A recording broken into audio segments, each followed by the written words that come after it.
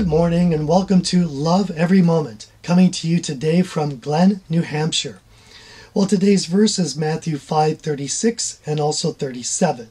It says, "Nor shall you make an oath by your head, for you cannot make one hair white or black.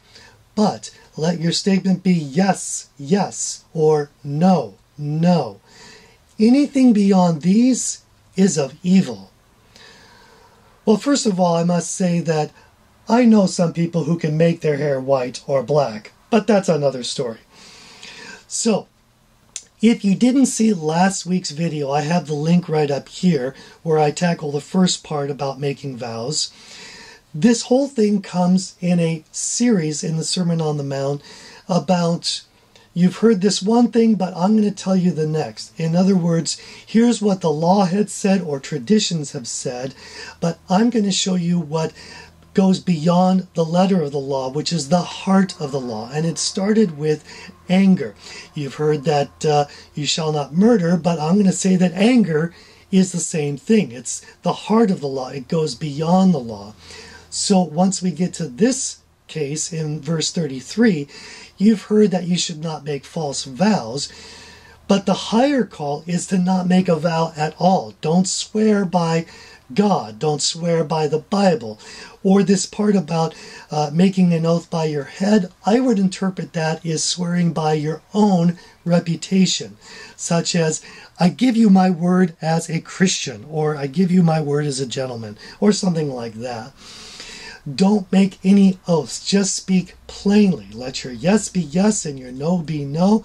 In fact, it says anything beyond this is of evil. Wow, that's pretty strong. Wow, he really doesn't want us to make vows. Isn't it a good thing to do vows? Why would this be? Here's my idea behind it.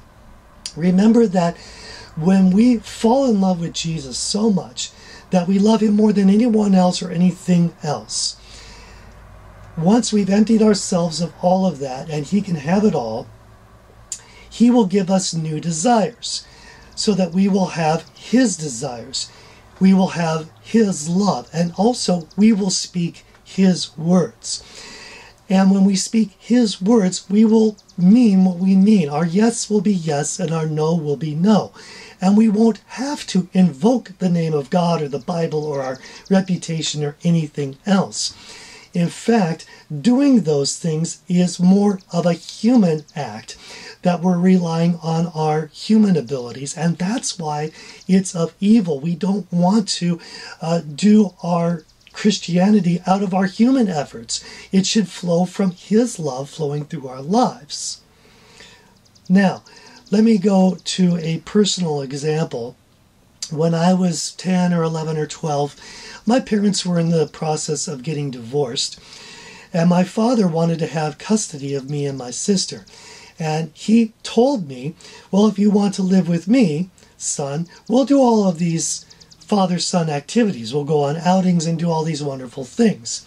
He had never done that before, but he explained that, well, that was because he was married and blah, blah, blah. So I believed him and I was excited. He did get custody of me and my sister. And a whole year goes by and we only had one outing. And so essentially he did not keep his word to me. And it really hurt me as a child. In fact, I'll even say, honestly, I'm still hurt to this day by it because he lied to me. Now that I'm an adult, I can understand a little bit better.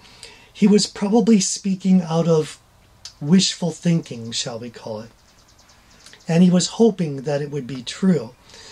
But it wasn't true. And it ended up really hurting me. This is why God wants us to speak plainly. Let our yes be yes and our no be no. And it's better not to even give a vow if we're not going to keep that.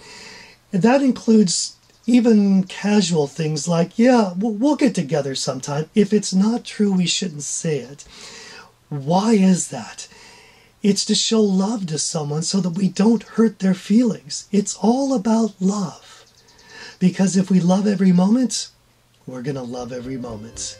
I'm your average Rutch, and I hope you have a good week.